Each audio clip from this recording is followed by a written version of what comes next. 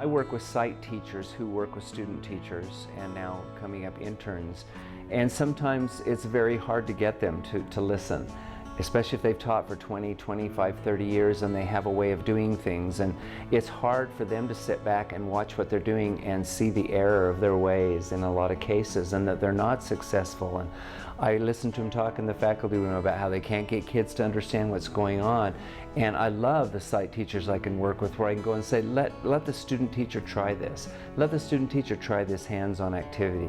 We were in a kindergarten classroom this last year that I felt so bad for those kindergarten children, and the sight teacher just insisted on doing worksheet after worksheet. And fortunately, we had a great student teacher there who wanted to do hands-on activities, was Montessori trained, and wanted to do, we use those principles with working with those children. And I had to talk and talk and talk, and finally the sight teacher allowed the student teacher to take over. And you know what surprised everybody is the children scored higher on all of their end-of-level tests the next 2 months. They were happier, they enjoyed life. The sad part about it was you could see their faces kind of drop when the real teacher came in the classroom and looked like she was going to take over, because the children were enjoying it because they were having life experiences, which is what the Montessori principles do.